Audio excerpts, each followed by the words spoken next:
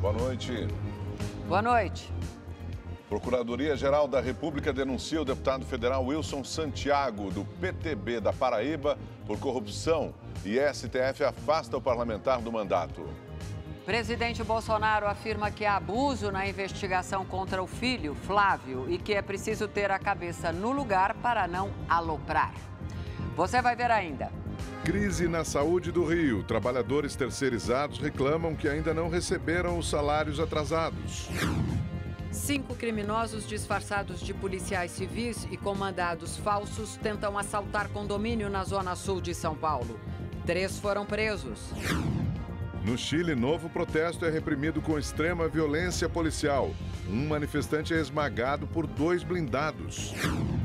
No Catar, com o gol do brasileiro Firmino, Liverpool vence o Flamengo e conquista o Mundial de Clubes. Essas e outras notícias você acompanha em instantes no Rede TV News.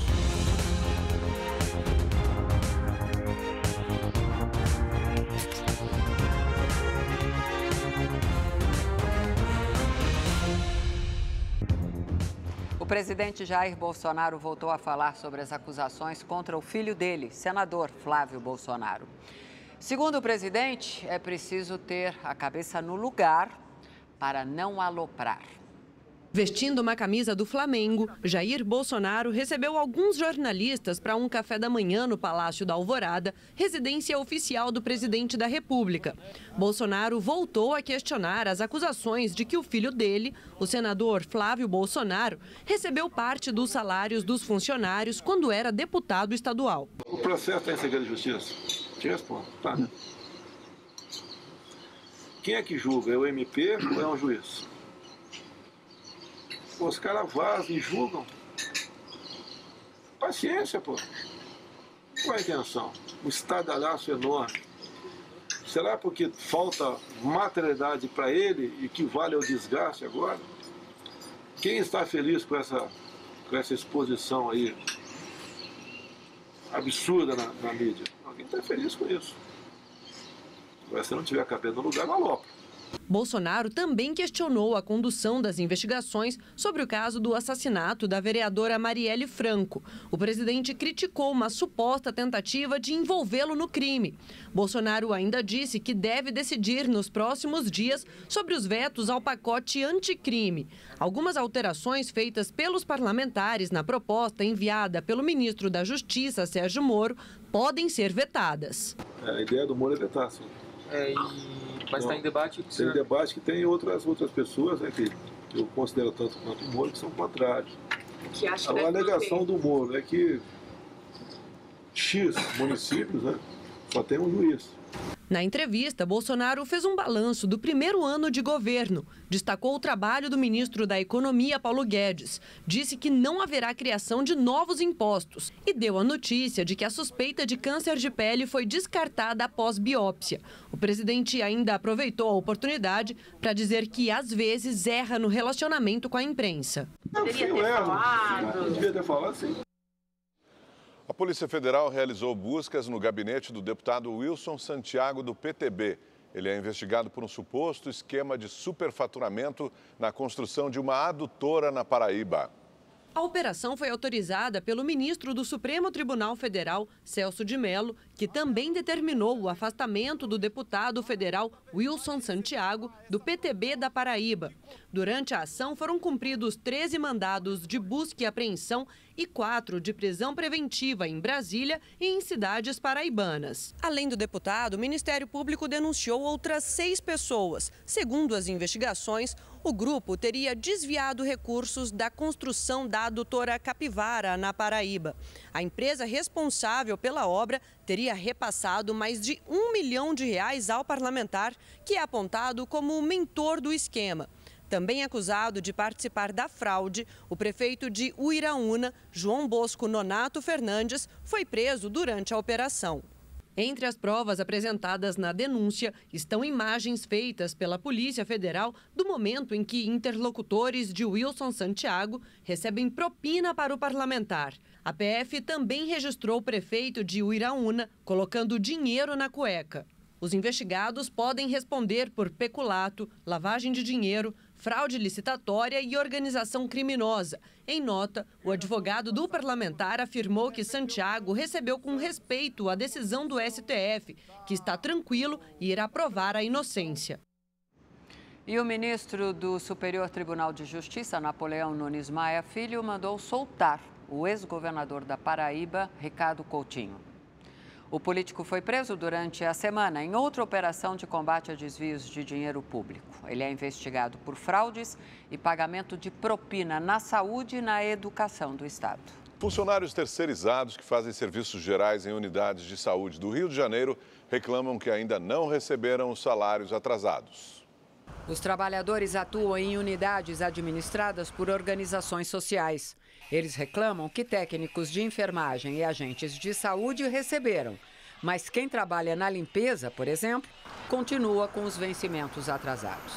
Segundo a Subsecretaria de Gestão do Rio, com o bloqueio dos recursos do município pela Justiça, o repasse às organizações sociais passa a ser feito pelo Tribunal Regional do Trabalho.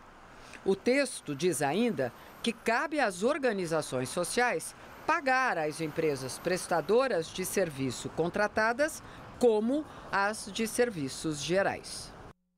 22 pessoas ficaram feridas na queda de parte de um camarote em Franca, no interior de São Paulo.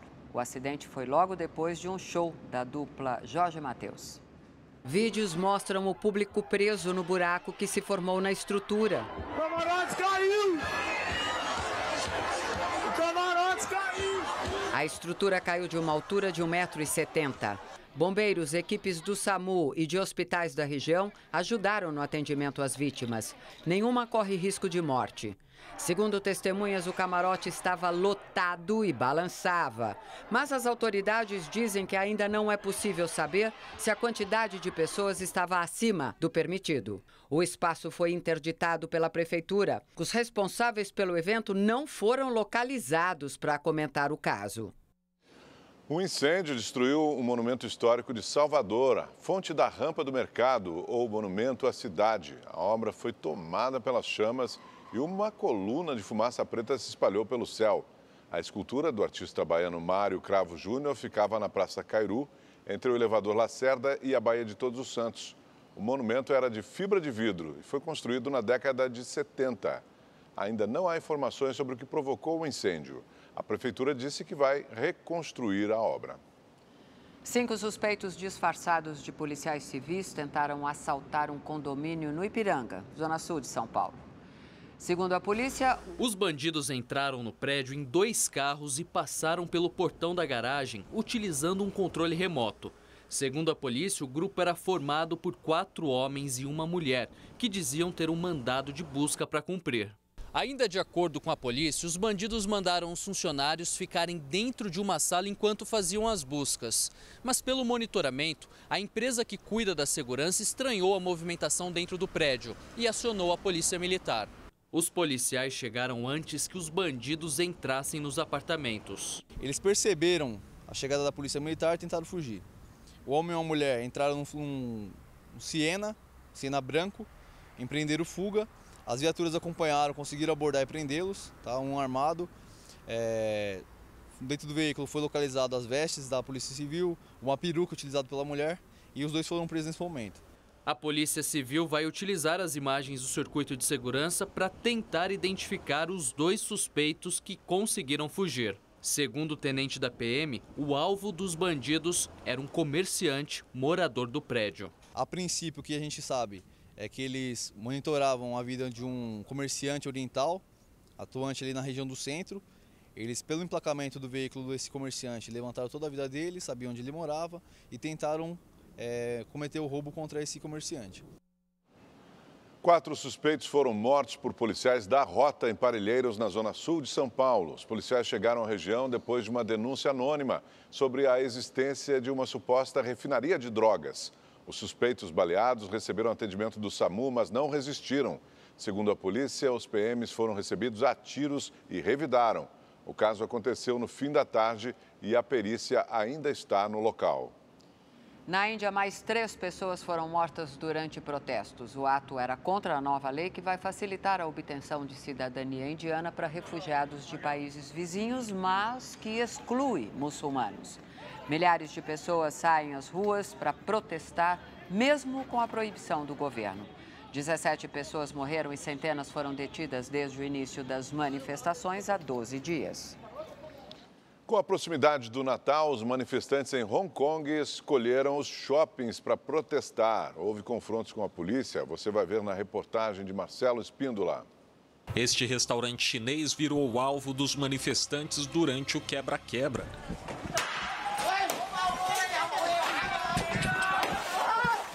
A correria começou logo que a tropa de choque invadiu o shopping. As lojas fecharam e alguns manifestantes foram detidos. Os manifestantes escolheram para o protesto o shopping no bairro Yue Long, próximo da fronteira com a China, por considerar que a polícia se omitiu quando foram atacados há 5 meses em uma estação de trem por integrantes de uma gangue criminosa que estavam armados de paus e vestidos de branco. Próximo também da fronteira com a China, em Taipo, um jovem de 19 anos foi preso depois de disparar um tiro com uma pistola contra os policiais na noite desta sexta-feira. Ninguém ficou ferido. A polícia fez busca em um apartamento próximo e encontrou uma AR-15 e munição. Segundo os agentes, o suspeito planejava usar a arma para causar caos e ferir policiais. Com a forte presença policial no local, os moradores se irritaram. Aí começaram as provocações e logo o tumulto. A tropa de choque usou gás lacrimogênio para tentar dispersar os manifestantes. Marcelo Espíndola, de Macau, para o Rede TV News. Em Santiago, no Chile, uma imagem chocante. Blindados da polícia prensaram uma pessoa durante uma operação para dispersar manifestantes. Uma emissora local fazia uma transmissão ao vivo quando tudo aconteceu.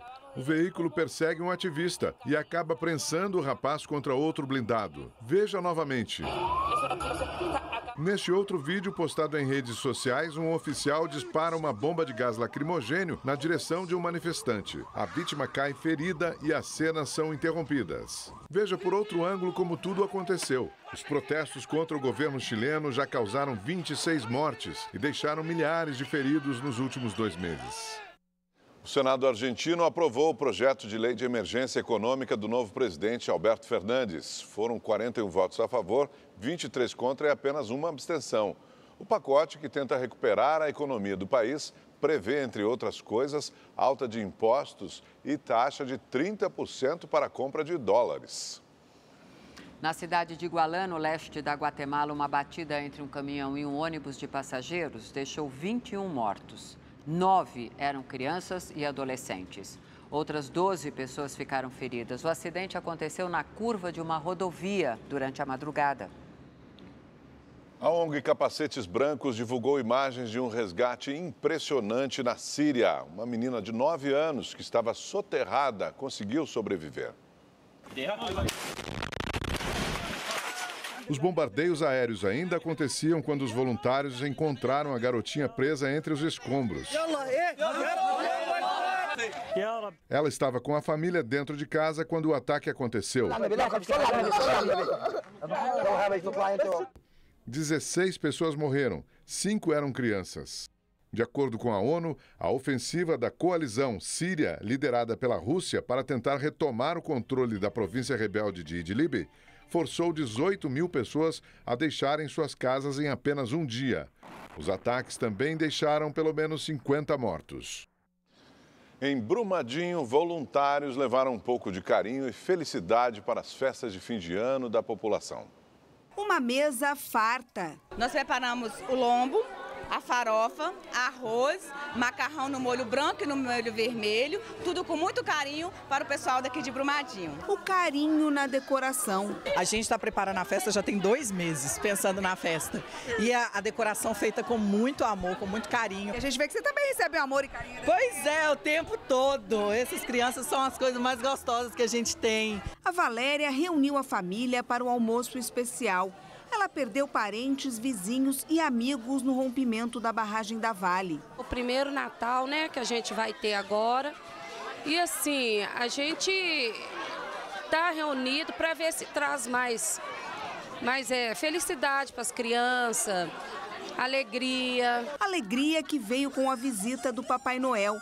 Ele fez a festa da criançada atendendo a mais de 400 pedidos. Eu pedi uma boneca bem bonita. Poderia ser uma bola, um carrinho, mas o pedido do Thalisson comoveu muita gente. Thalisson, o que você escreveu para o Papai Noel? Papai Noel, tudo que eu quero é felicidade e alegria. E por que você fez esse pedido?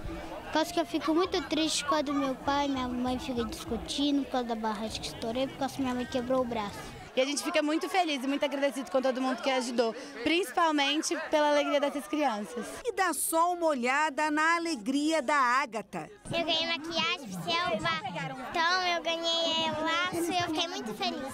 No dia 25, fará 11 meses que a barragem da mina do Córrego do Feijão se rompeu, deixando 270 mortos em Brumadinho. 13 pessoas continuam desaparecidas. Os moradores esperam que o espírito do Natal ajude a amenizar a dor. Depois de um ano tão difícil para todos nós, aproveitar esse acolhimento, esse lazer para as crianças, é um momento de recomeço, de vida nova, é um gás novo para a gente recomeçar, para a gente seguir com mais fé, com mais esperança e coisas melhores virão. Rede TV News fica por aqui. Uma ótima noite para você. Uma boa noite e um ótimo domingo.